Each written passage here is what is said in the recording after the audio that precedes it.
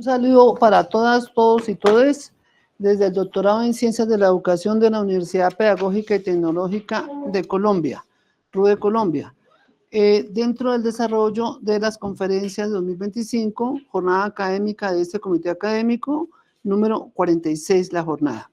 Tenemos la conferencia Tejer Memorias para Sembrar Justicia, Pedagogías del Recuerdo y Derechos Humanos en Clave Étnica, dentro del seminario Profundización 2, que coordina Celina Trimeño Velázquez, quien les habla, y aprovecho para mencionar que además coordino el grupo de estudios en feminismo, géneros y derechos humanos.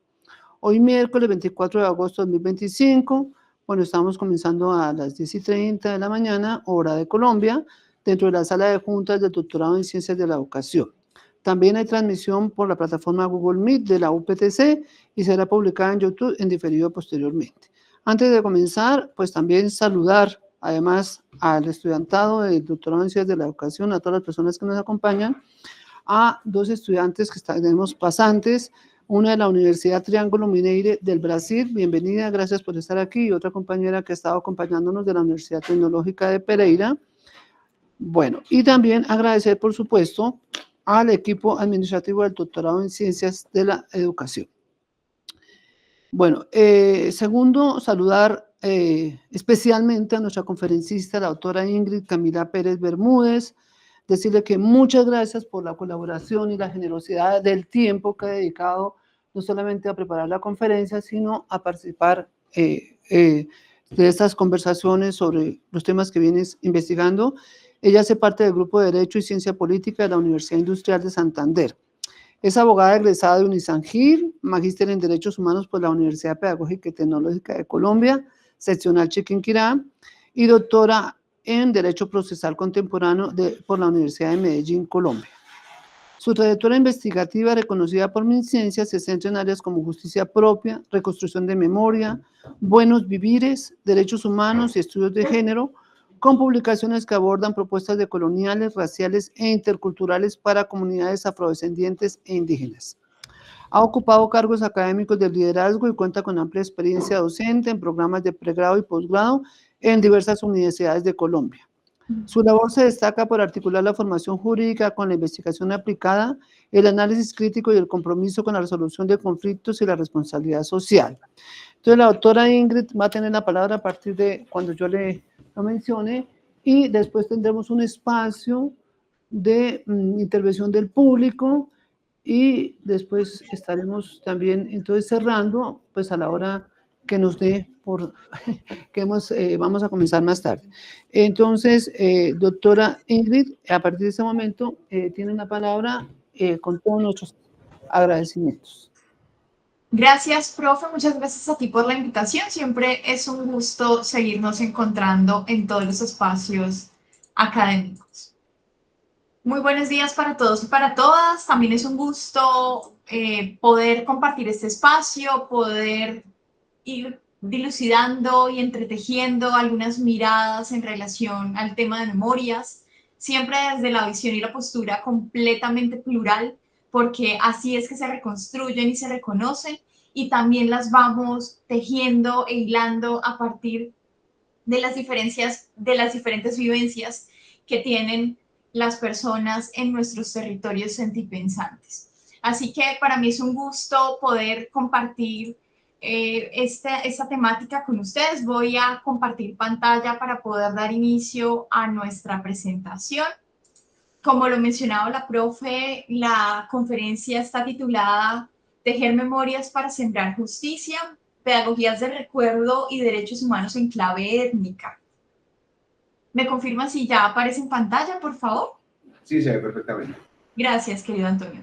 Entonces, la idea es que podamos empezar a dialogar en clave algunas variables propias que vamos a ir compartiendo también desde diferentes experiencias y escenarios, desde esa perspectiva de justicias que entendemos por esa justicia, porque reconocemos que es un término muy subjetivo, dependiendo también de cada una de las experiencias de cada población, se va haciendo una reconstrucción completa de esa pedagogía de la justicia, pero también de esas cosmovisiones generalizadas sobre su aplicabilidad. Adicional a ello, una pedagogía de ese recuerdo, de qué recordamos, cómo lo recordamos. Algunos escritores y escritoras en clave de memorias siempre nos comparten de cómo se construyen esos recuerdos y si son unos recuerdos colectivos o individuales, o si entre todos y todas vamos aportando esa construcción de lo que sentimos y vivimos al interior de ese territorio. Y adicional a ello, poder repensarnos estas propuestas de estas pedagogías, de estas memorias, desde la perspectiva amplia de los derechos humanos. Reconocemos que ahora con nuestro sistema integral de reparación para víctimas, encontramos una memoria que hace parte de un derecho y es el derecho a la verdad, el derecho a contar, a saber qué pasó. Y adicional a ello, digamos que introduzco una variable que es la consideración completa y étnica, de cómo a través de estas perspectivas amplias podemos también reconocer esas memorias, esas reconstrucciones de esas memorias y esas formas también de reparación integral desde esa cosmovisión y ese saber ancestral. Entonces, digamos que son algunos de los elementos a partir de los cuales se va a dar desarrollo a esta conferencia.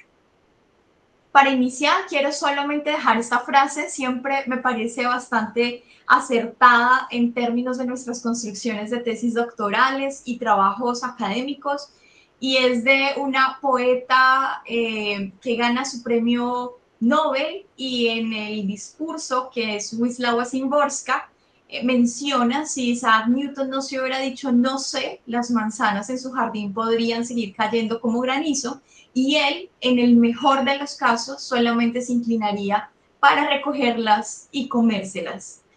Es una invitación también amplia a seguirnos haciendo interrogantes desde todas las miradas posibles, para que a partir de estas percepciones y estos no sé, empecemos también a reconstruir, a dar voces, a reconocer otras prácticas y otros procesos que nos van a llevar a esa creación de nuevo conocimiento que se espera desde nuestros aportes en el nivel doctoral.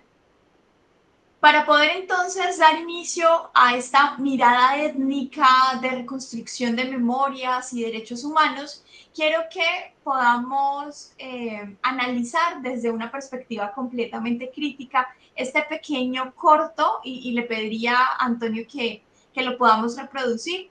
Es un video, un pequeño fragmento de la película llamada también La Lluvia, que si no la han visto les invitaría a verla. Está publicada en YouTube completamente gratis, para poder también analizar todas estas realidades que pasan dentro de nuestras diferentes latitudes. Entonces, querido Antonio, te pediría el favor de reproducirla.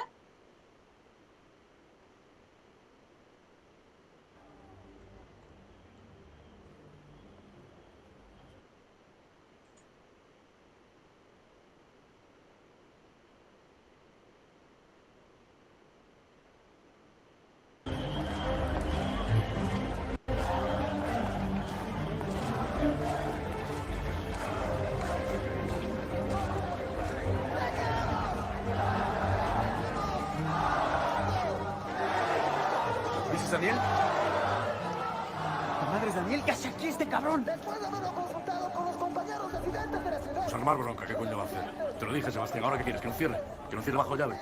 Y los compañeros de los sindicatos, nosotros, el pueblo de Cochabamba, comunicamos que si no se deroga la privatización de las aguas en las próximas 48 horas, iniciaremos un bloqueo indefinido en toda la ciudad y las carreteras.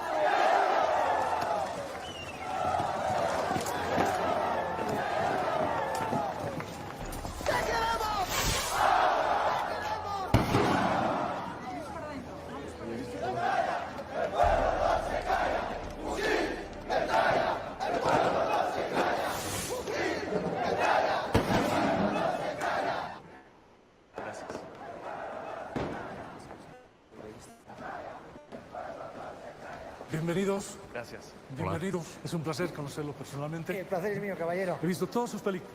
Todas, qué Estamos muy maravilla. honrados de que estén ustedes en nuestra ciudad. Pasen, por favor. Una fotografía para mi álbum de recuerdos. Gracias. Adelante, por favor. Gracias. Nos sentimos doblemente honrados de que ustedes estén en nuestra ciudad contando la historia de Fray Bartolomé de las Casas. Un hombre poco valorado desde mi punto de vista. Sí, la verdad es que sí. Sí, oiga, muchísimas gracias por los policías, los que nos mandó. Ya nos sentimos mucho más seguros. Es un honor para mí. Hombre. Están quemando los recibos de agua. Disculpen ustedes, una pequeña trifulca doméstica. Nada de lo que hay que preocuparse. No se preocupe. Mientras quede champán para beber, que coman pasteles, como dijo esta María Antonieta. Solo una excusa que algún fanático está usando para soliviantar a los desesperados y así ganar un nombre y sacar provecho. Bueno, espero no le importe que lo diga, pero la verdad me parece bastante razonable lo que ellos piden. Tal vez si usted estuviera mejor informado. Somos un país con escasos recursos. Nos es muy difícil mantener un servicio de abastecimiento de agua sin una fuerte inversión extranjera. Lo que pasa con esta gente es que piensa que el dinero del gobierno crece en los árboles. Muy bueno. Y dada su larga historia de explotación, los indios llevan la desconfianza en los genes. Se hace muy difícil razonar con ellos, cuando además son analfabetos. Pero es así. Tenemos informes objetivos de profesores de Harvard, el FMI. Me encantaría. Me encantaría ver cómo se las arreglan estos cabrones del FMI para alimentar a sus familias con 40 putos dólares al mes, ¿que no? En fin, que en este mundo globalizado... Disculpe, reclamar mi Siga atención. usted. En este mundo globalizado los indios se dedican a quemar los residuos de agua y a lanzar piedras a la policía. Es el victimismo contra la modernidad. Oiga, pero no quiero ser maleducado. A mí me parece que una persona que gana $2 al día no puede soportar un incremento en el precio del agua del 300%, ¿no? Digo, por lo menos es lo que a mí me cuentan. Es curioso. Eso es lo que me han dicho a mí, que ustedes les pagan a los extras. Sí, pero nosotros tenemos un presupuesto muy ajustado. Sí, eso es lo que nos pasa a todos. Le voy a ser sincero, estamos muy preocupados por los rumores. Lo de la pelea del agua, no sé, quizás se salga de madre y nos impida robar. No sé si usted podría hacer algo al respecto. Me refiero a que me imagino que están intentando llegar a un acuerdo. Si cedemos un centímetro, estos indios nos llevarán de nuevo a la edad de piedra. Y ahora, si ustedes me disculpan, están en su casa. Gracias. Con permiso.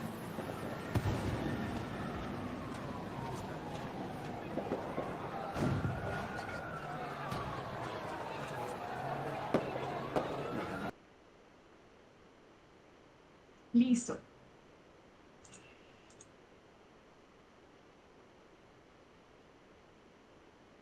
Listo, entonces fíjense que, gracias querido Antonio por compartirnos el video. Miren que la idea es que podamos empezar a reconocer dentro de esas grandes reflexiones algunas primeras ideas en torno a el uso también del lenguaje, ¿no? Y las formas de disponer de unas formas de abastecimiento para la comunidad, y que dentro de nuestras mismas comunidades vemos que hay unos clasismos, ¿no? Unas diferencias, unas formas también de discriminación que terminan regresándonos en la historia y que nos hacen diferenciar que no hay unos eventos estáticos, sino dinámicos. Entonces, digamos que dentro de las primeras reflexiones, ¿cómo podríamos reconocer una pedagogía del pasado? El pequeño fragmento de la película que les invito a revisar, a ver, nos permite identificar algunas, digamos, dinámicas estructurales de discriminación histórica. Primero, el uso del lenguaje, como ya les mencionaba, en términos de una pequeña trifulca doméstica, menciona el alcalde, esta persona con la que hablan los actores. Segundo, su forma de referirse a la comunidad indígena. Lo hace de manera despectiva, evidentemente, ¿no? Estos indios. Y es como nos empezamos a apropiar de estos usos del lenguaje que terminan también sesgándonos y generando unos escenarios grandes de discriminación por el hecho de no reconocer la convivialidad de las diferencias y de los diferentes grupos étnicos y de la diversidad dentro de nuestros territorios. Y adicional a ello, es importante también mencionar su falta de disposición para poder dialogar con la comunidad indígena, ¿verdad? En términos de al reconocer el hecho como una pequeña trifulca doméstica, como él mismo refiere, está invitando a que al estar en una posición menor frente a la de él, en su estatus de alcalde, no es necesario generar o entablar algún tipo de diálogo para poder crear fórmulas de acuerdo entre todos y poder resolver la circunstancia.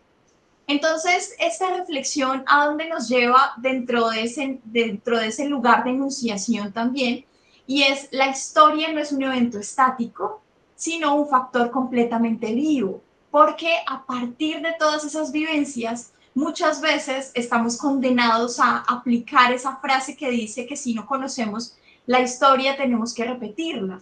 Entonces empezamos con esa repetición también de otros eventos, porque históricamente se ha creado una estructura muy fuerte desde la colonización de menospreciar o generar un nivel inferior a las personas que pertenezcan a ciertas comunidades o que hagan parte de ese reconocimiento de esa diversidad o que las llamamos grupos minoritarios. Entonces, en algunos estamentos jurídicos encontramos que las personas en condición de vulnerabilidad, y les empezamos a crear ciertas categorías que históricamente también han sido discriminados, sesgados, se ha generado misoginia, se ha generado racismo y todos estos hechos estructurales que es importante igual reconocer y nombrar para empezar a reivindicar unos procesos históricos que tenemos en deuda.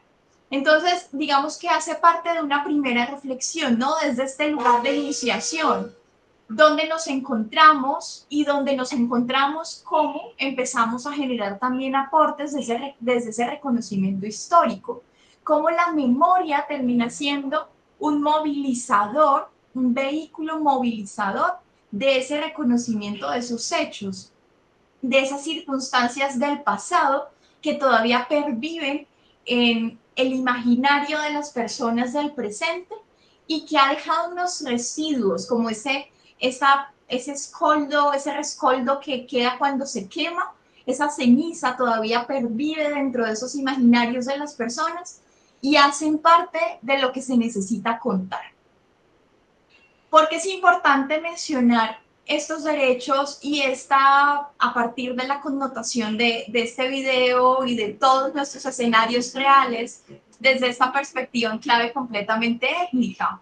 Y es precisamente porque nos permite identificar que no hay derechos completamente, digamos, segmentados para todos los grupos sociales, sino que por el contrario, dependiendo de las propias circunstancias y generadores de principios como el de la igualdad, es importante dar esa interpretación a esas realidades propias, de ese reconocimiento de esa diferencia y esa autodeterminación de cada uno de estos grupos. Esto en perspectiva de poder generar una conciencia mucho más amplia de la aplicación no solamente de estamentos jurídicos, sino también de diferentes políticas, de prácticas, proyectos propios de los lugares en los que nos encontramos, con la finalidad de reconocer esa diferencia y a partir de esa diferencia empezar a formular estos planes, estos gobiernos, estas prácticas que nos permitan la materialización de esos derechos o por lo menos la no conculcación de unos derechos, digamos como que generales, básicos, esenciales.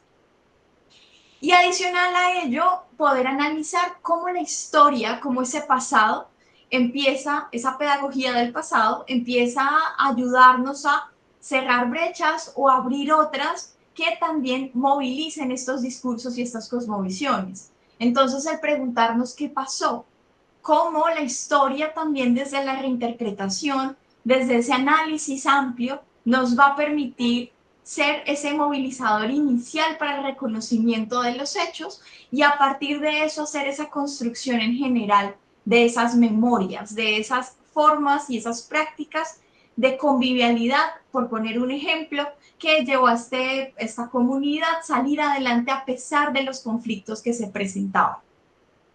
Entonces, fíjense que tenemos una serie de elementos a partir de un hecho. Empezamos con este video, pero si nos situamos en nuestros territorios, podemos encontrar diferentes circunstancias que no se conocen, que es importante nombrarlas y darles vida, volver a ese revisionismo histórico, dice Rita Laura Segato, con la finalidad de también poder reconocer procesos que nos puedan ayudar a seguir avanzando. Es ir hacia el pasado para tomar elementos que nos permitan formular todas nuestras nuevas dinámicas de contextos, de derechos y de formas también de materializar ese derecho a la verdad, a contar lo que nos ha pasado y poder seguir avanzando en la construcción de nuestros territorios. ¿Por qué es importante esa pedagogía de ese pasado? Partiendo de este hecho de estas comunidades indígenas, pero también desde una visión completamente amplia en otros grupos étnicos, como por ejemplo los pueblos rom, los pueblos afrocolombianos, raizales, palenqueros. Y es que esa pedagogía nos ha permitido reconocer y darle esa validez a esa narrativa de la otra persona. Siempre hemos leído historiografías que posiblemente estén construidas desde la voz o desde la experiencia del vencedor y no desde el vencido. Entonces, poner un punto también de partida de qué datos históricos quiero revisar, cómo esa contextualización nos va a situar en unos hechos con los que también la comunidad se siente afín. Cómo partimos de una etnoeducación y una contextualización propia frente a lo que sucedió. ¿Cómo podemos, a partir de ello, también darles un lugar en la historia y ser nombrados desde esa teoría postestructuralista de Judith Butler, citando a Austin, que menciona que lo que no se nombra no existe? Entonces es importante desde esa reconstrucción poder empezar a revisar también esas lógicas de efectos desde ese lugar de enunciación en el que estamos frente a lo que vamos a reconstruir desde esa memoria histórica o desde esas memorias en plural. Entonces esa educación y contextualización, esa empatía y ese reconocimiento y esa construcción de soluciones conjuntas nos van a permitir reconocer ese lugar de esa historia, esos hechos y ese contexto, y sobre todo dar voz y co-crear. Digamos que esa parte de esa co-creación a mí me parece bastante valiosa y trascendental en relación a lo que ha establecido, por citar algún ejemplo, el Ministerio de Ciencia y Tecnología, cuando te invita a compartir con la comunidad con la cual vas a aplicar ciertos instrumentos de investigación y te dice, la idea no es que llegues a imponer un instrumento, sino que entre toda la comunidad puedan desarrollar esa construcción. Entonces, la idea no es llegar a recolectar información y volver a caer en esos sesgos colonizadores de extraer algo para sacar un beneficio independientemente del origen, sino que poder apoyar además en ese reconocimiento, en poder aportar también en alguna capacitación, en alguna formación y apoyar estos procesos etnoeducativos de los mismos territorios que nos permiten seguir también avanzando en esas lógicas territoriales de que todos nos reconozcamos dentro de esa diferencia. Entonces, ¿qué es importante dentro de, insisto, nuestro lugar de enunciación, poder contextualizarnos? Este primer video nos permite hacer esa reflexión como general, pero insisto, la idea es que podamos ir decantándola hacia nuestras propias realidades, hacia las propias realidades que estamos desarrollando dentro de nuestras tesis doctorales o procesos investigativos que estemos liderando o en los que participemos. El primero, como ya les mencionaba, es qué tipo de historia hemos leído. Si yo quiero hacer un reconocimiento de las comunidades, por ejemplo, en clave étnica afrocolombianas, debo identificar desde qué lugar también yo quiero partir para leer la misma historia, como les mencionaba hace un momento. A mí me parece bastante pertinente este proverbio africano: hasta que los leones tengan sus propios historiadores, las historias de caza siempre van a glorificar al cazador. Y es como vamos a leer una historia que, dependiendo de la posición en la que nosotros estemos, me va a beneficiar o no. Cuando yo estaba desarrollando, esto lo digo por experiencia propia, cuando yo estaba desarrollando mi tesis doctoral, tuve digamos, responsabilidad académica y de investigación de poder aportar dentro de una perspectiva y ese revisionismo completamente histórico, pero en la voz del vencido o del que históricamente hemos señalado como el vencido.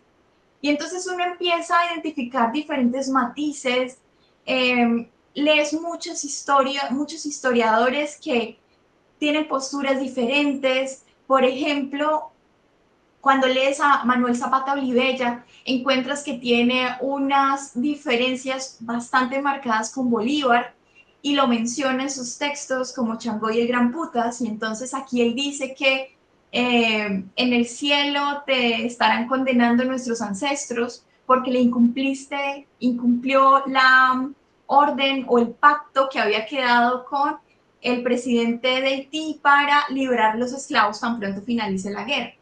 Entonces, fíjense que uno empieza a identificar qué aspectos quiere o no traer dentro de sus historiografías para también tener unos contextos y unos lugares de enunciación adecuados a los propios intereses de la investigación. Si uno revisa a otros historiadores, evidentemente, generan unos aspectos bastante positivos en la labor de Bolívar, pero dependerá de cuál va a ser el punto de enunciación y de partida frente al cual esa historiografía va a acompañar esos textos y esas narrativas, que siempre serán muy diversas. Por eso se habla de esa identificación crítica del investigador y dentro de ese análisis y observación poder empezar a cruzar estas variables que permitan no solo la triangulación de la información, sino también una postura propia en relación a todos estos contextos. Y esto me va a permitir identificar cuál es el tipo de historia a partir del cual también voy a contar la memoria o las memorias que estoy generando desde mi propio contexto investigativo. Que es importante también tener en cuenta que estas historias de estos pueblos étnicos en Colombia son muy diversas dependiendo del lugar en el cual nos encontremos y cada una a partir de sus propias convivialidades y persistencias y resistencias han encontrado diferentes matices que los han llevado a desarrollar prácticas, formas para resistir, para no ser saqueados de sus territorios, para no ser despojados de sus identidades, a pesar de haber huido o a pesar de permanecer en los territorios. Entonces, estas variables se deben encontrar siempre desde ese análisis integrador y sobre todo permitirnos reconocer dentro de esa diversidad y ese aporte a esos contextos amplios de las reconstrucciones históricas. Pero también es importante identificar no solamente esos sesgos históricos, porque se nos pide desde unos procesos doctorales muchas veces el que la historia no puede ser separada del análisis que yo estoy haciendo en el doctorado. Entonces, para partir de ellos también es preguntarnos, ¿han existido diferentes construcciones legislativas que desde ese nivel central o desde ese poder legislativo han generado discriminación? Es decir, ya he analizado de manera previa una primera parte completamente histórica, me he situado también en un lugar, en mi lugar de enunciación, he podido decantar algunos aspectos o variables propios de qué está pasando, quiénes son los intervinientes, cómo se han presentado estos hechos, qué ha sido relevante también contar, cómo nos sentimos o cómo se siente la comunidad al contarlo. Hay miedo, hay esperanza, hay formas de reparación, hay prácticas colectivas que han desarrollado ellos y ellas como formas de reparación simbólica e integral para reconstruirse. Entonces, una vez también revisado esto, es importante situarnos dentro de esa construcción legislativa que en algunos procesos investigativos nos acompañan en la misma legitimidad o no del análisis contextual. Digamos que en este tema étnico y en referencia al tema de la memoria me parece bastante pertinente mencionar algunos de estos documentos, no cayendo en el fetiche jurídico, sino con la finalidad de ampliar nuestros aspectos y panoramas en términos completamente amplios y también críticos. La primera gran pregunta es reconocer si han existido estas leyes discriminatorias. Si yo estoy haciendo una reconstrucción de memoria frente a todos estos escenarios, lo correspondiente sería que por lo menos desde la construcción legislativa existan, digamos, como que posibilidades de restablecimientos de derechos, de reconocimiento de víctimas, de protección integral y de la misma reparación. Sin embargo, desde ese aspecto completamente crítico, que es importante no perderlo en el estudio investigativo, encontramos una de esas leyes que, digamos, que nos hacen bastante ruido en términos de su efectividad y también legitimidad que se le dio en el momento. La Ley 161 de 1948 fue una ley que fue promulgada por nuestro Congreso y permitió, así como está en la presentación, estimular la llegada de migrantes europeos, en particular de campesinos procedentes de España, Italia, Suiza, Alemania, Hungría y otros países cuyas poblaciones fuesen consideradas más adaptables al medio colombiano. ¿Esto con qué finalidad? Y es que se pudiera crear, esto hace parte de los anales del Congreso, un departamento administrativo autónomo de inmigración y colonización en Colombia.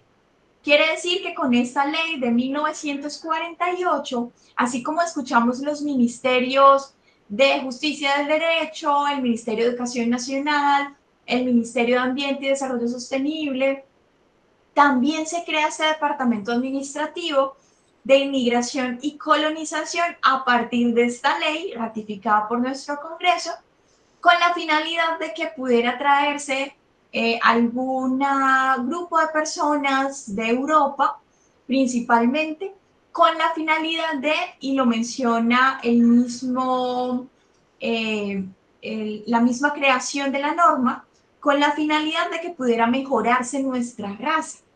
Entonces, digamos que en esas mismas palabras del video ahora que escuchábamos al alcalde diciendo, es que estos indios no tienen una posibilidad de sentarse en una mesa para dialogar, de esa misma manera estaba decantada esta mirada al crearse el Departamento Administrativo Autónomo de Inmigración y Colonización, con la finalidad de que pudiéramos mejorar nuestra raza, porque había en estas expresiones, o usando estas expresiones, había mucho indio, mucho negro, mucho pobre, mucho campesino. Y necesitábamos darle una mejora a la raza colombiana, invitando a estas personas extranjeras, porque evidentemente ese contexto colonizador de altos, monos, ojos claros, tez blanca, era mucho mejor que personas de una estatura promedio, tez negra, con un dialecto campesino y demás aspectos que revisaba este sesgo clasista y discriminador. Entonces, ¿cuál era la intención de traerlas al momento de mejorar la raza? Era entregárseles un terreno para que allí pudieran ser productivos, por eso se pedía que fueran de diferentes lugares de Europa, con la finalidad de que, digamos, como que resistieran a todos nuestros cambios climáticos y se pudiera cultivar algunos productos en específico que establecía la misma ley, pudieran acá tener su familia. Estas tierras se les entregaba completamente gratis a estas personas, evidentemente las tenían que cultivar, pero con la finalidad de que empezaran a crear familias dentro de nuestras comunidades y pudiéramos generar, como lo decía la ley, esa mejora de la raza. Esta ley, digamos, como que pasó muy desapercibida en términos actuales porque fue derogada hasta el año 2021, todavía se ha encontrado vigente. Evidentemente no está funcionando, o hasta el 21 no estaba funcionando el Departamento Administrativo de Inmigración y Colonización. Sin embargo, fíjense como unas pequeñas primeras lecturas, como el tema de la discriminación y del racismo, digamos, como que se cuela por las diferentes instancias judiciales, administrativas, legislativas, y tiene un efecto evidentemente negativo, pero a nivel país, digamos como que la aplicación misma de la legislación. Entonces, también una lectura es, nosotros evidentemente estamos en vía de desarrollo, empiezan a utilizar también estas expresiones. Estas personas hacen parte del primer mundo y necesitamos que vengan a arreglar nuestro territorio. Así como esta, con toda la seguridad, hay muchas otras legislaciones completamente discriminatorias desde muchos ámbitos e intersecciones, pero digamos que solo por el ejercicio traje este contexto normativo, este primer contexto normativo, que con la continuidad y los avances y los alcances de diferentes movimientos sociales, de diferentes asociaciones, corporaciones, que empezaron a reconocer esa problemática de que en la legislación también se necesitaba nombrar un derecho, pero un derecho plural, donde reconozcamos que todas nuestras prácticas, nuestras formas de vida, nuestros propios diálogos y saberes ancestrales son válidos y no porque no vengan de ese occidente son menos o más. Entonces, digamos que tenemos unos documentos que empiezan a darnos esa validez, así como la Ley 161 del 48 nos resta esa legitimidad. Tenemos otros instrumentos que sí nos han aportado por lo menos a nombrar esa participación de estas comunidades étnicas y sobre todo poder llevar un objetivo claro y es proteger estos derechos, esta cultura, estos saberes ancestrales y sobre todo garantizar esa integridad. Uno de ellos, el convenio 169 de la OIT, seguramente en diferentes espacios lo hemos escuchado. Este convenio lo que busca prácticamente es dar ese reconocimiento, sobre todo de esos saberes, de esas prácticas y de esas formas diferentes de vida que nos han permitido reconocer unos principios básicos como el de dignidad humana. Otro de los documentos es el documento de las 100 reglas de Brasilia. Digamos que aquí se establece básicamente o se legitima básicamente la posibilidad de que nuestros grupos étnicos, en especial hace mención de los grupos indígenas, puedan aplicar sus prácticas de resolución de conflictos siempre y cuando lo hagan dentro de ese margen, de esa protección a derechos humanos, pero también desde esa armonización que debería existir entre jurisdicción ordinaria y jurisdicción indígena. Digamos que el documento de las 100 reglas son 100 obligaciones para todos estos estados de Iberoamérica que hemos ratificado el documento y que nos permiten por lo menos decantar en unas posibilidades sobre acceso a la justicia, a lo que el mismo documento denomina personas en condición de vulnerabilidad. Y finalmente nuestra Constitución Política, la Ley 1448 y la Ley 2421 del 24, que esencialmente hacen ese reconocimiento y esa protección a personas víctimas de conflicto armado, a esa diversidad étnica y a partir de todos estos contextos también poder situarnos dentro de estos lugares de enunciación y poder dar esos aportes significativos a los temas de reparación y de reconocimiento integral de nuestras víctimas. Ahora bien, ya teniendo en cuenta, digamos, como que una primera parte contextual desde que iniciamos la revisión crítica de este primer video, en donde identificamos unos factores bastante marcados en temas de discriminación, también reconociendo la importancia de esa pedagogía del pasado, de poder nombrar esa diferencia, de poder nombrar esos hechos y sobre todo de poder nombrar esas situaciones en específico que nos han llevado a diferentes sucesos que marcaron la vida de las personas. Adicionalmente, pasando por esta parte normativa que si bien está sesgada, también encontramos posibilidades de protección integral. ¿Cómo podemos dar ese fortalecimiento de esos procesos de reconstrucción de memoria histórica en clave étnica, además para dar esa pluralidad y ese reconocimiento a esa diversidad? ¿Cómo podríamos identificar, no solamente porque por mandato legal tengamos un derecho a la verdad o al saber qué pasó, y no solamente porque sea una disposición jurisprudencial digamos como que se abordan estos temas importantes de memoria y se nos obligan también a reconocerlos, como desde otras perspectivas podríamos también dar aportes en clave a esa reconstrucción de esa memoria desde las diferentes dinámicas de los espacios en los que nos encontramos. Entonces, digamos como que he identificado algunas muy específicas para que podamos identificar esto también cómo puede funcionar y sobre todo dentro de unos esquemas completamente territoriales. Primero, indudablemente, se hace necesaria la comprensión epistemológica. Ahora que mirábamos el tema de la historia y nos preguntábamos desde qué lugar histórico también debemos situarnos, es importante reconocerlo en término epistemológico. Cuando hacemos esa reconstrucción de memoria y cuando estamos aportando dentro de esa creación de nuevo conocimiento a nuestra tesis doctoral, es importante también hacer una contextualización dentro de esos enfoques diferenciales y esas pluralidades de voces de hombres y mujeres que dentro de sus propias experiencias le han dado vida a ese conocimiento, a ese saber. Entonces, un primer enfoque tiene que estar situado dentro de el tema racial, ¿cierto? Y el tema racial porque es importante.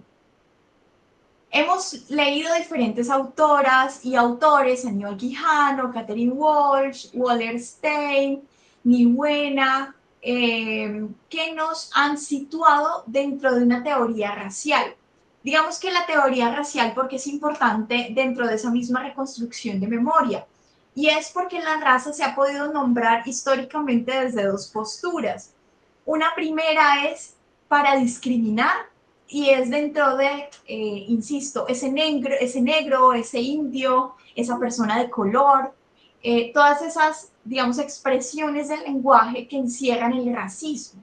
Entonces, una raza como nombrar esa discriminación y seguirla duplicando y triplicando históricamente y dentro de nuestros contextos en la actualidad, pero también una raza que al ser nombrada es un símbolo que reconstruye, que reconoce quién eres. Hay momentos en los que cuando se trabaja, por ejemplo, con población afrocolombiana y tú les preguntas que cómo se reconoce, muchas veces, digamos, por ese mismo sesgo de la colonización, no te reconoces como una persona de tez negra, o una persona afrocolombiana o una persona palenquera.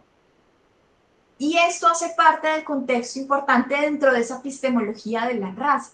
¿Cómo nombramos esto que ha sido invisibilizado por siglos desde todos los escenarios catastróficos de inferiorización que se han generado? Y cómo nombramos que a pesar de esa diáspora y de todo ese escenario de discriminación y de conculcación de derechos, encontramos una propuesta étnica diferente que reconoce unas creencias, que te dice que tienes unos saberes ancestrales que vienen del África o de diferentes comunidades, si hablamos de comunidades indígenas o de comunidades rom, donde a partir de esa diferenciación y a partir de esas propias creencias, creamos unas cosmovisiones propias que nos identifican como comunidad. Entonces también es nombrar esa raza desde esa perspectiva amplia, lo mencionan algunos autores, desde esa visibilización, desde esa construcción social, desde algo que se ha olvidado en todo este trayecto histórico de la humanidad y que además hace parte como de esas deudas históricas por el tema clasificatorio también que se le ha prestado a la expresión racial. Entonces, digamos que autores que acompañen esta propuesta podemos encontrar diferentes. Algunos advierten que es importante, digamos, como que generar una transición entre la raza a la etnia y poder ir también dándole una validez y un reconocimiento cultural a todo este aspecto étnico desde una propuesta plural y no monocultural. Entonces, la idea de situarnos en la epistemología es poder también centrar un proceso de reconstrucción de memoria que nos permite nombrar diferentes categorías teóricas y desarrollar desde esa perspectiva completamente epistemológica los aportes que se hacen desde ese reconocimiento de hechos. Otro de los elementos epistemológicos importantes es la decolonialidad. ¿Por qué es importante la decolonialidad o lo descolonial, como lo mencionan también algunos autores? Y es desde esa fractura importante de esa epistemología de Europa Central en el que hemos revisado estos autores completamente europeos y nos han dicho que, por ejemplo, la colonización no existió o que la invasión no existió. Y es poder dar paso a un reconocimiento de los espacios propios de esas propuestas que hacen autores como Boaventura desde ese sur global, como Rita Segato desde esa recuperación de viejos saberes, y que además nos han permitido también dar desde ese lugar de enunciación un valor y una legitimidad a esas prácticas y procesos que desarrollamos. Es decir, que el pensamiento decolonial es poder reconocer y visibilizar aquellas prácticas que se han perdido históricamente porque la monocultura, digamos que se ha apoderado de ellas, y darle expresión y cabida a esa pluralidad de prácticas, formas de vida, formas de resolver conflictos, formas medicinales también de curarnos, entre muchas otras.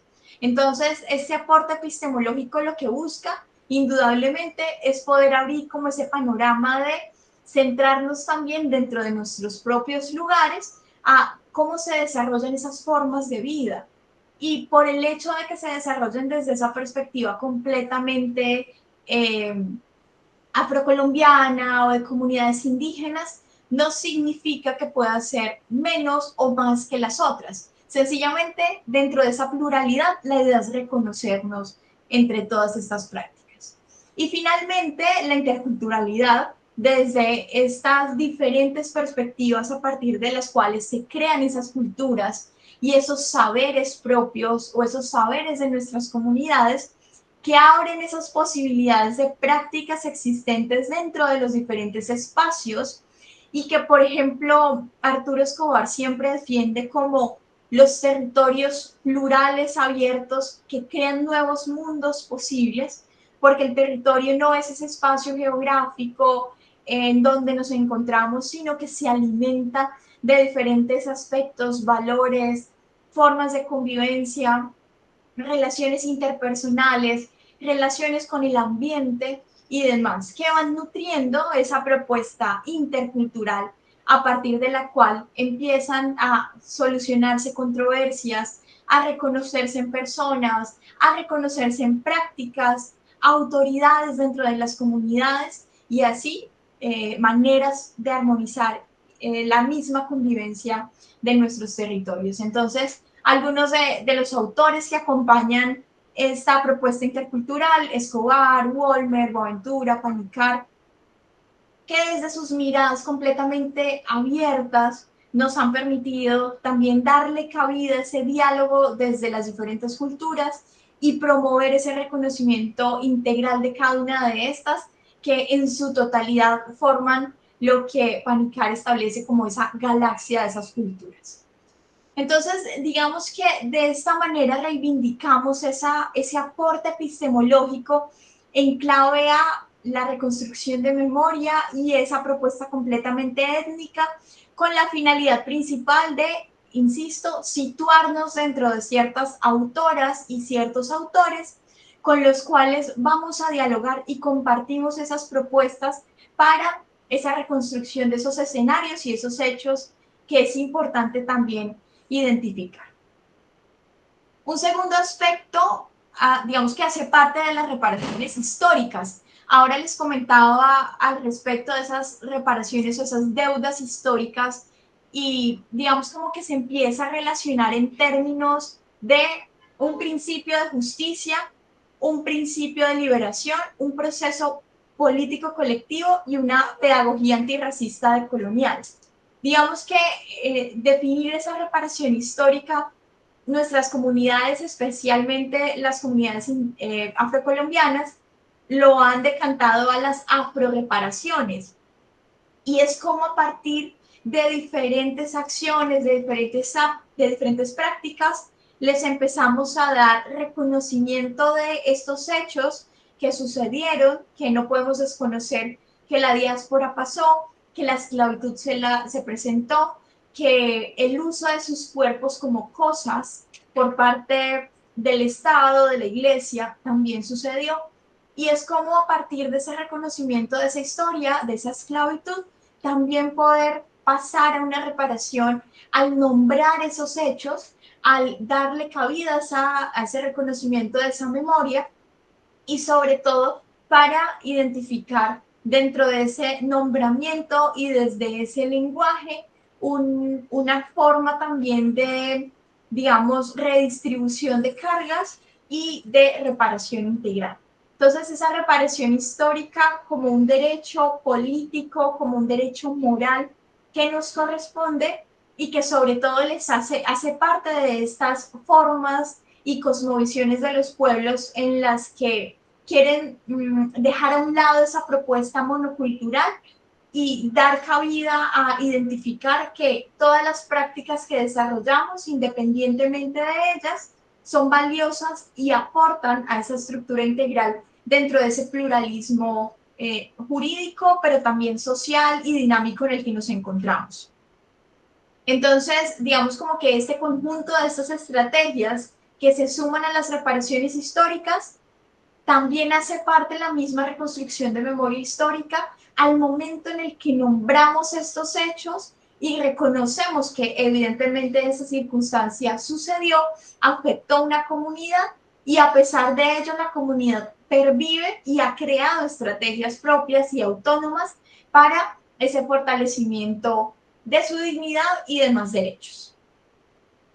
Con ello, el tercer punto, y digamos como que aquí nos situamos específicamente en el tema de memoria. Una vez identificados como todos esos aspectos que en suma nos han permitido identificar unos hechos, unos actores claves, una situación problemática, esto, digamos como que nos va a permitir recolectar elementos dinamizadores de la misma movilización de la memoria histórica como una práctica de reconstrucción. Al momento de que identificamos cómo se originaron esos hechos, qué eventos recordamos más, cómo los contamos, porque una comunidad pudo haber vivido la misma situación problemática, pero todos y todas la vamos a contar de manera diferente, porque la sentimos de manera diferente, porque digamos que la vivencié de manera diferente. Y no por eso, digamos que es una memoria que no nos sirve o que está sesgada. Al final, la sumatoria de todos estos recuerdos nos van a permitir identificar o por lo menos poder dibujar un poco cómo sucedieron los hechos y qué queremos contar, desde qué punto, insisto, del lugar de enunciación nos vamos a situar. Entonces, como tercer punto, dentro de esa dinámica amplia, de esa reconstrucción, están estas memorias que son memorias vivas, porque las estamos contando todavía. Somos, digamos, personas que a partir de nuestras propias narrativas vamos a empezar a tejer esos hechos, a construir esos eventos que generan una circunstancia crítica o una circunstancia de duelo o una circunstancia triste dentro de nuestro territorio, pero que hemos buscado estrategias colectivas para lograr también esa reparación entre nosotros, ¿sí? Muchas veces, digamos, como que interferir el Estado. Por eso la memoria en clave étnica es ese movilizador también de esa reparación, porque todos y todas reconocemos que al momento de contar estamos soltando, ¿cierto? Como que nos liberamos de algo. Y esas son las estrategias también desde la, digamos, no revictimización que se buscan en esa reconstrucción de memoria para poder identificar esos recuerdos y también contar lo que ha sucedido en nuestros territorios. Un cuarto punto que hace parte de esa reparación simbólica. Una reparación simbólica que tiene 4 categorías. Reafirmar el poder y la visión de la comunidad. Digamos que la reparación simbólica ha sido desarrollada históricamente por la Corte Interamericana de Derechos Humanos cuando, y lo hemos escuchado en algunos fallos, la Corte ha dicho que se levante cierto monumento por las víctimas de tal hecho. Entonces, digamos que es la representatividad del símbolo como otra de las formas integrales de reparación. Eso es lo que se busca a partir de esa simbología o de esa reparación simbólica. ¿Y qué efectos tenemos desde esa reparación, desde esa perspectiva completamente étnica? Y es la primera, esa reafirmación del poder y esa visión de la comunidad, que además se centra en esos hechos que esa comunidad vivenció y cómo se han percibido a lo largo del tiempo.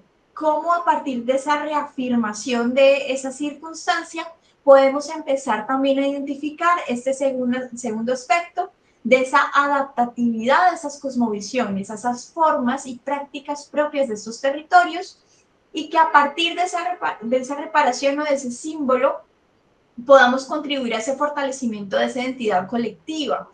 Es decir, no se trata, como este cuarto aspecto lo refleja, de imponer una forma de reparación, sino que desde la mirada de esos saberes ancestrales, de esas cosmovisiones, de esas prácticas que hacen parte de mi identidad como grupo, yo pueda decir que así me puedo sentir reparada. Digamos que hay algunas reparaciones que ha hecho, por citar el ejemplo de la Corte Interamericana, como por ejemplo ir a hacer una marcha del silencio y al llegar a cierto lugar donde sucedieron los hechos, vamos a hacer una siembra colectiva de diferentes árboles. Entonces, esa es la forma de reparación de cierta comunidad étnica, porque así desde esa misma percepción que tiene con el estar en equilibrio y en tranquilidad con la naturaleza, se puede sentir reparado.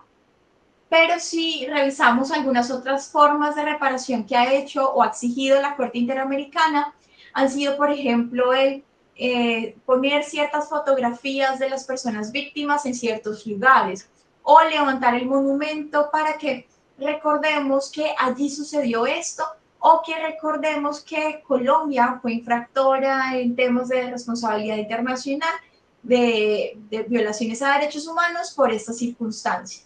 Entonces, digamos que la reparación simbólica no es estática, va mutando y cambia dependiendo a estos puntos que he mencionado: el saber, la cosmovisión propia, la identidad.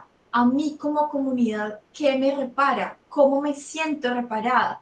Que hagamos todos una protesta, por ejemplo, una protesta simbólica desde el silencio, sin temas de violencia, sencillamente todos reunidos para contarnos qué fue lo que pasó, o una velatón, por ejemplo.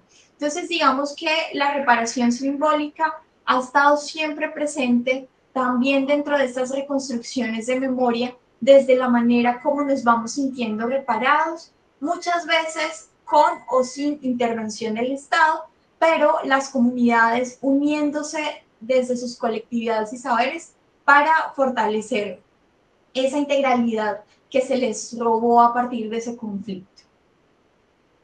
Y digamos que como parte principal dentro de esa mirada étnica está un ejemplo en clave a esa revisión de formas también de reconstrucciones de memoria, de reparaciones colectivas, de reparación integral, de reparación simbólica, y es el tema de las justicias, que hace un momento también lo estaba mencionando.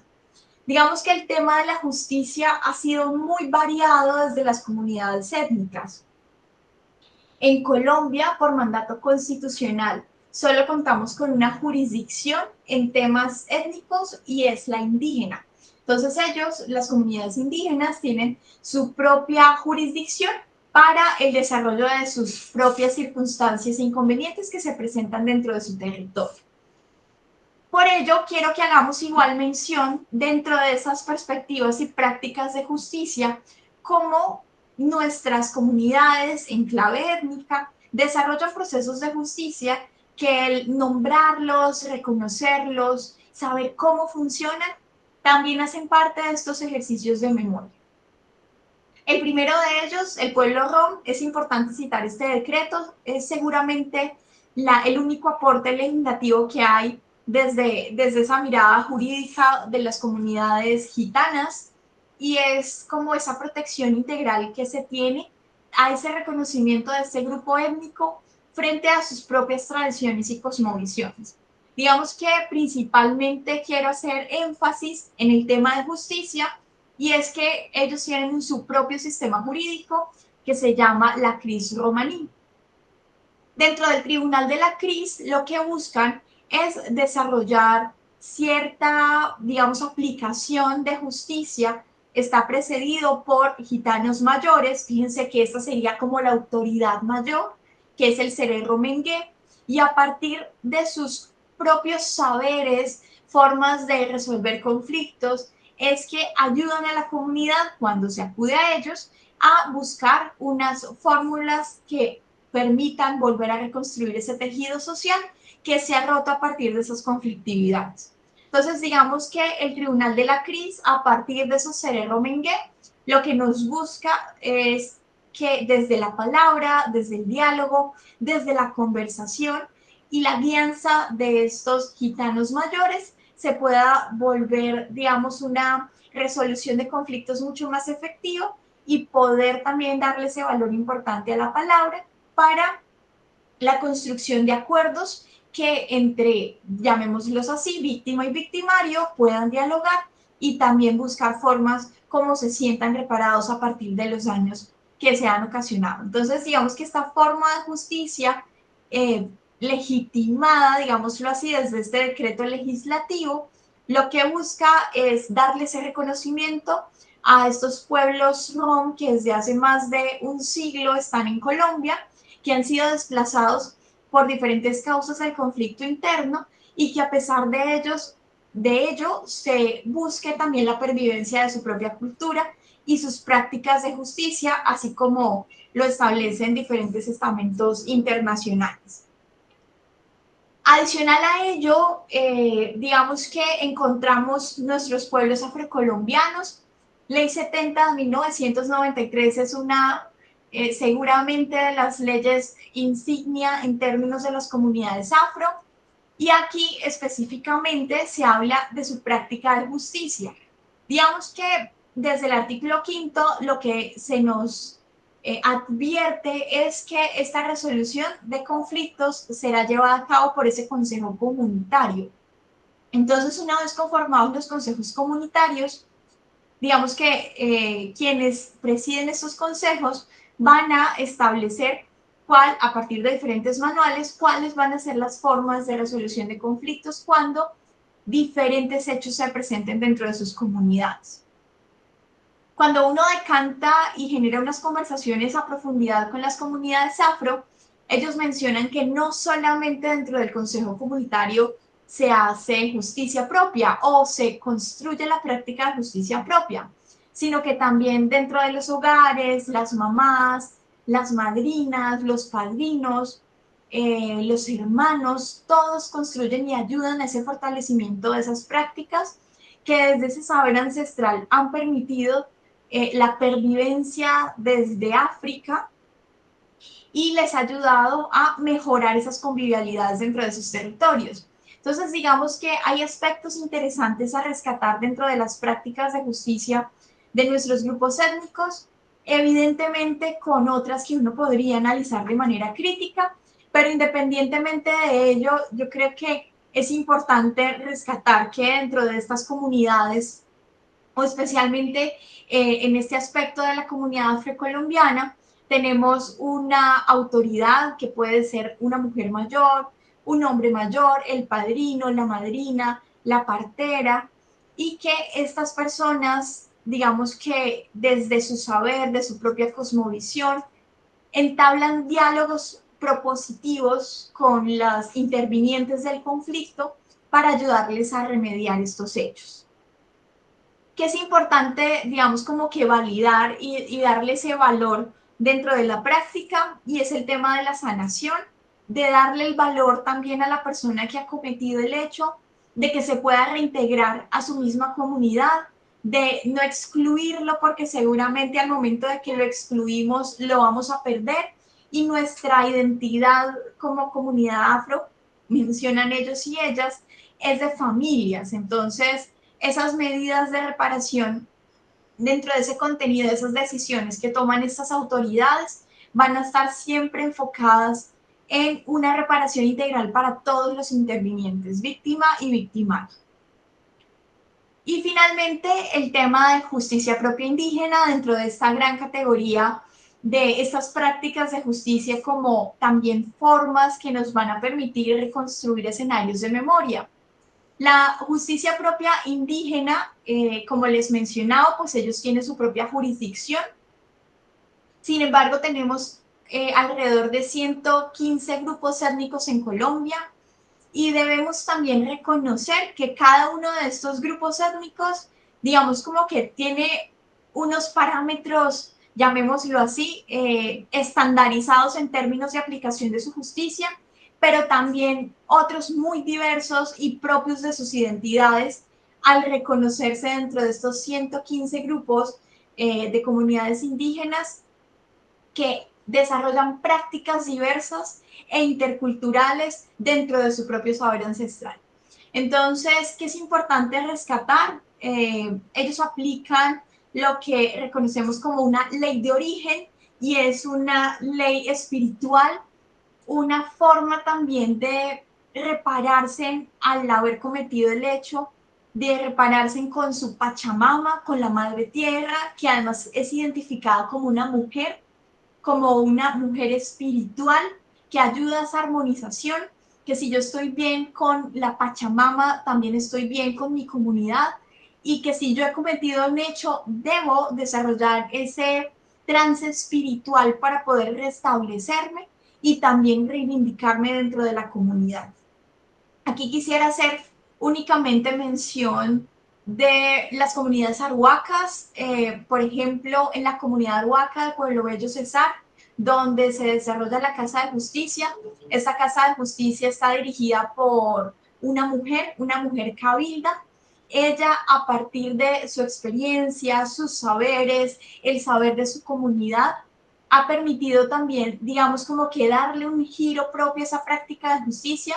Y, por ejemplo, a una persona que está privada de la libertad no se le llama preso o reo, sino le llaman el reflexionario, porque está en un momento de reflexión para poder repararse espiritualmente y poder, digamos, como que volver a sus prácticas cotidianas en su comunidad. Entonces es como el uso de también el lenguaje que hablábamos desde el inicio nos permite situarnos dentro de esos lugares de enunciación, poder hacer ese reconocimiento, de esa reconstrucción de esa memoria sobre esas prácticas de justicia y cómo entonces a partir de cada una de ellas también dar legitimidad a un ejercicio que se desarrolla desde una cosmovisión completamente étnica, pero que, digamos que en suma, nos han permitido también visibilizar lo que se hace. Digamos que como en la generalidad tenemos unas categorías adscritas a cada una de estas comunidades étnicas, del pueblo rom, el pueblo indígena, el pueblo afro. Algunos comparten algunos elementos, digamos, comunes, lo podríamos denominar así, pero evidentemente cada uno desde sus procesos interculturales plantea unas formas diferentes de, por ejemplo, generar una decisión que comprometa a la persona a desarrollar una práctica de reparación en el territorio, de recolectar algunos elementos y entregárselos a la familia de la víctima, de poder pedir perdón, del uso también de la palabra, porque es importante cómo sanamos dentro de esa proposición del lenguaje y además cómo empezamos también a desarrollar decisiones pedagógicas que permitan a la persona, tanto víctima, sentirse reparada, como al reflexionario poder generar también una conciencia frente a lo que cometió, a los hechos que se ocasionaron, y cómo desde ellos se puede generar un diálogo mucho más efectivo en esa reparación, en esa intervención de todas las personas que participan o participaron de alguna manera en ese conflicto. Entonces, digamos que en esa generalidad y como sesgos importantes de los cuales hay que prescindir, es cómo nos situamos o dónde nos queremos situar, cómo queremos enunciar lo que también estamos observando, porque tenemos una responsabilidad como observadores y observadoras en los procesos de reconstrucción de memoria histórica, cómo estamos contando lo que nos cuentan sin esos sesgos de la persona se refirió de esta manera, pero yo entendí otra. Digamos que la responsabilidad es muy grande en términos de poder transmitir ese mensaje de esos hechos que queremos contar, de esto que sucedió o de esta forma como yo desarrollo justicia o de esta forma medicinal como yo voy curando a las personas y sanándolas espiritualmente. Digamos que independientemente de la práctica que busquemos o del hecho que queramos contar, lo importante es como esa responsabilidad colectiva de esos cuidados que siempre se nos dicen en los comités de ética, y es cómo vamos a hacer una recolección de la información, cómo vamos a preguntarles a las personas para que podamos, digamos, tener un entendimiento amplio de los elementos y variables de la investigación que yo necesito también resolver dentro de esas grandes hipótesis que me planteé, y adicional a ello, cómo hacemos una co-creación entre comunidad para no ser extractivos en el conocimiento, sino por el contrario también poder dejar o aportar dentro de nuestros propios saberes y experiencias a estas comunidades a partir de las cuales queremos visibilizar estos escenarios de tejidos, de memorias, de derechos y de reconstrucción de saberes históricos.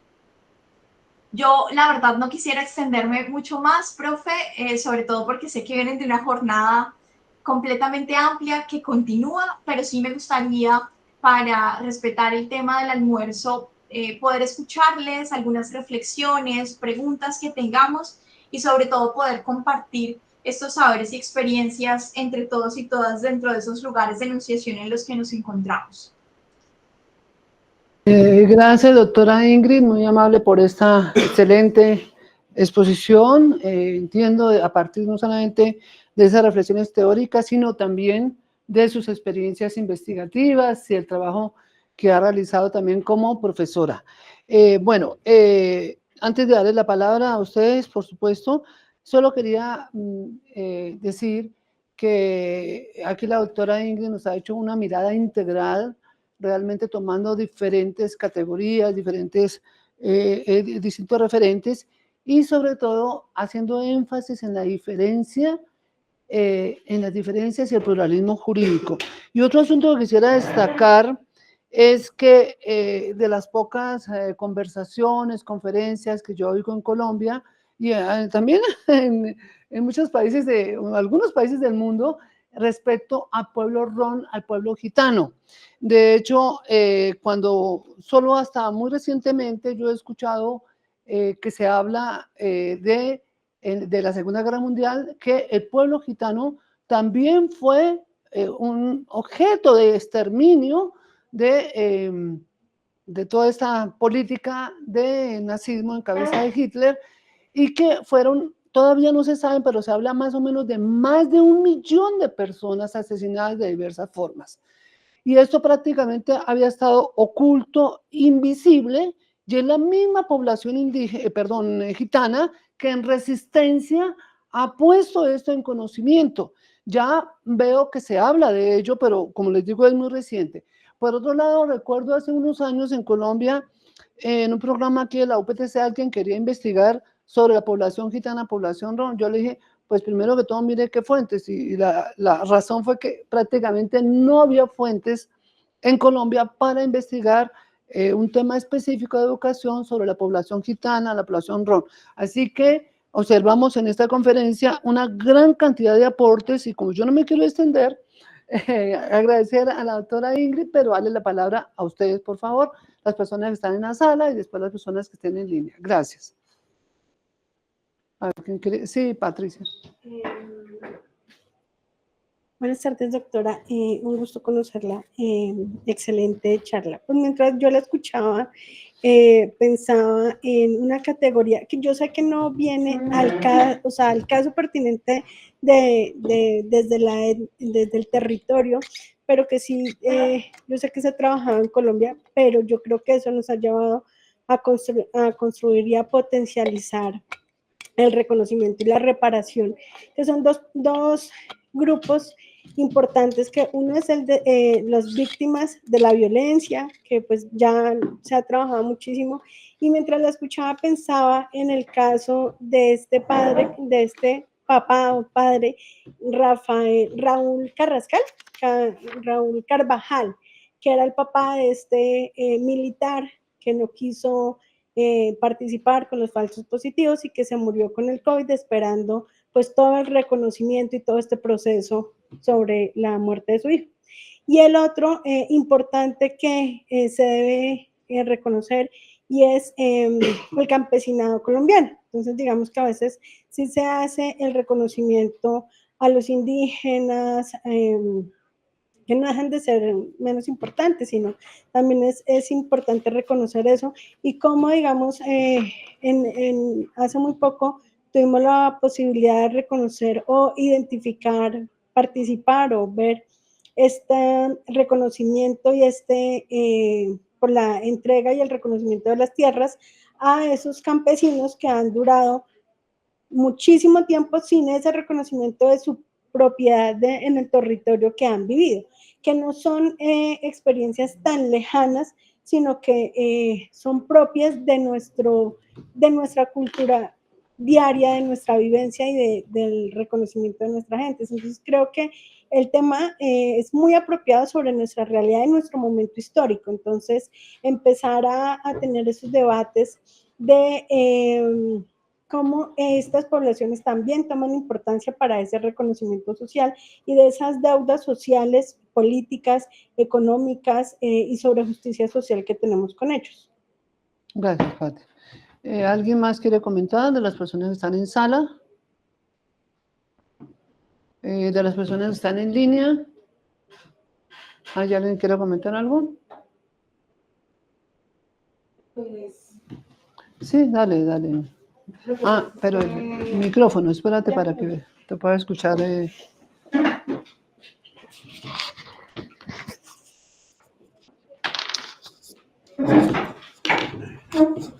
¿Me escuchas? Sí, sí, te escucho. Bueno, muchas gracias, doctora, por esa apreciación tan excelente que nos ha hecho y que son temas que no están siendo tan visibilizados en la sociedad. Bueno, por lo menos en un contexto escolar se habla de reparación y siempre han criticado que la convivencia escolar la estamos tratando de una manera que no es tan amable, digamos, para nuestros jóvenes, para nuestros estudiantes. Pero observo que, bueno, eso es una escalada, digámoslo de esa manera. Pero también nosotros no hemos tenido la oportunidad de percibir cómo es que tienen esos tratamientos de justicia estas comunidades, por ejemplo. La verdad, sería interesante también analizarlos, observarlos, conocer qué tanto nos podrían enseñar ellos a nosotros también acerca de tratar la justicia de otra manera. Lastimosamente, y lo veíamos también esta mañana en la otra charla, no hemos dado el lugar a la etnia indígena, no les hemos dado el lugar que ellos debían tener en este momento.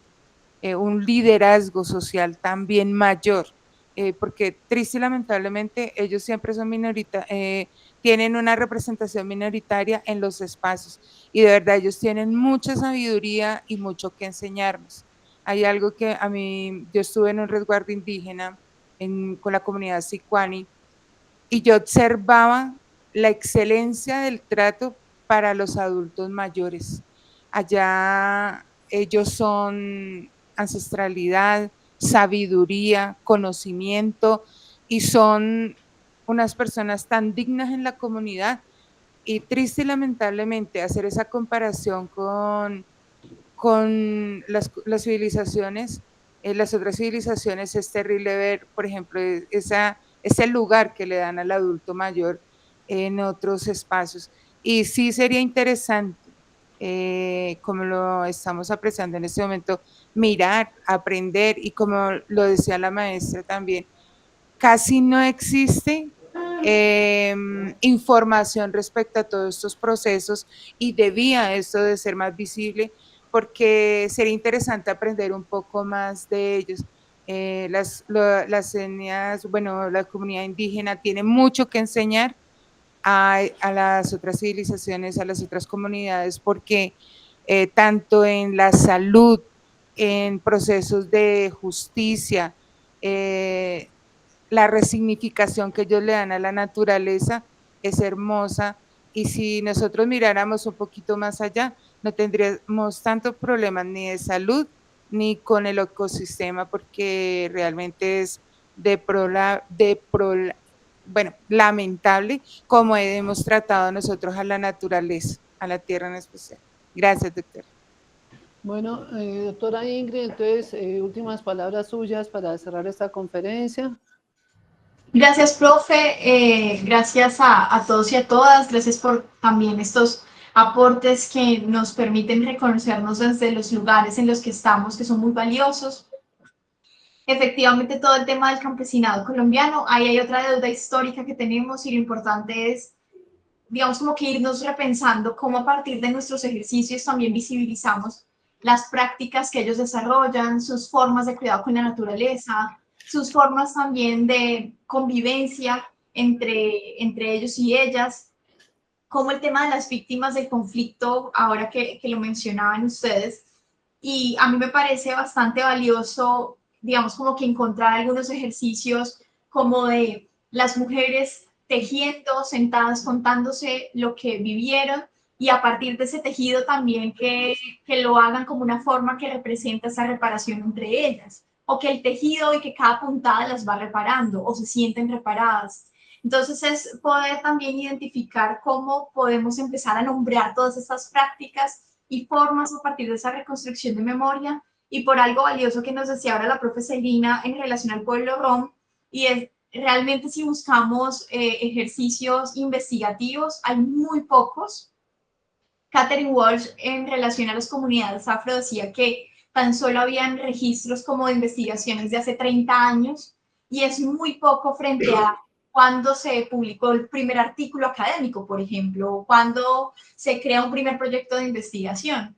Entonces, evidentemente hay unos sesgos también dentro de la misma academia, dentro del mismo pensamiento, que es importante empezarnos a repensar en estos procesos amplios, porque los lugares en los que nos encontramos nos deben aportar también a esa forma de legitimar estos saberes y que seamos replicadores de estas buenas prácticas.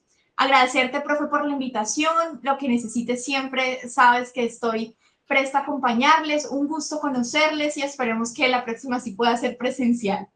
Sí, muchas gracias, doctora Ingrid. Eso esperamos. Bueno, permítame unos minuticos para continuar unas invitaciones muy relacionadas precisamente con estos temas. Mañana, 25 de septiembre, tenemos la conferencia, la defensa de tesis doctoral en cotutela UPTC-UPO, educación propia desde la cosmovisión del pueblo Yucuna, tejido de saberes en la formación docente intercultural en el territorio amazónico colombiano, a las 8 de la mañana en Mince Trujillo, Yucuna.